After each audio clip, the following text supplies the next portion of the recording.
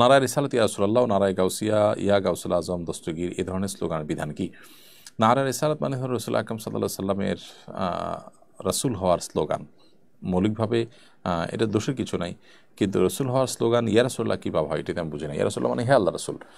এখানে যদি বলা হয় যে আল্লাহ রসুলকে ডাক দেন, তাহলে সেক্ষেত্রে সবাই আল্লাহ রসুলকে ডাক দিল, হে আল্লাহ রসুল বললো, তখন আপনার এই স্লোগানের প্রথম অংশ পরের অংশ মিল হতো।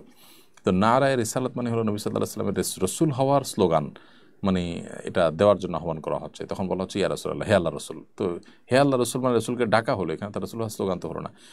আসলে এই জিনিসগুলো আমাদের দেশে বিভিন্ন সময় মানুষ নিজেরা তৈরি করেছেন, সেগুলো যারা তৈরি করেছেন তাদের আবেগ গ্রামার সম্পর্কে হয়তো এতটা ধারণা ছিল কিনা সন্দেহ, আল্লাহ আলাম। তো আল্লাহর নাম যেরকম জিকির করতে হয়, জপতে হয়, নবী সাল্লাল্লাহু আলাইহি সাল্লামের নাম জিকির বা জপতে হয়, নবী সাল্লাল্লাহু আলাইহি সাল্লামের অনুসরণ করতে হয়, অনুকরণ করতে হয়। আল্লাহকে যে মাকাম আমরা দেই, যে মানে যে স্তরে আল্লাহর প্রতি বিশ্বাস আমাদের রয়েছে, তিনি আমাদের মহান সৃষ্টিকর্তা, সেই জায়গায় আর কাউকে বসানো যাবে না বা কাউকে সেই জায়গা দেওয়া যাবে না। তো এই জন্য আল্লাহ তাআলার বড়ত্ব বর্ণনা করা যায়, আল্লাহু আকবার, নবী সাল্লাল্লাহু আলাইহি ওয়াসাল্লাম প্রশংসা করা যায়, তাকে আল্লাহ রাসূল হিসাবে আমরা, আল্লাহ নবী হিসাবে, রাসূল হিসাবে সবচেয়ে বেশি ভালোবাসবো আল্লাহর পর।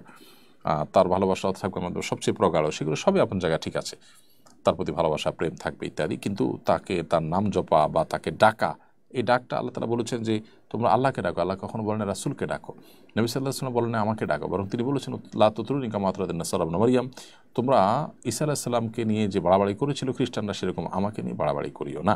এ বিষয়ে আমাদের সর্বোচ্চ সতর্ক থাকতে হবে।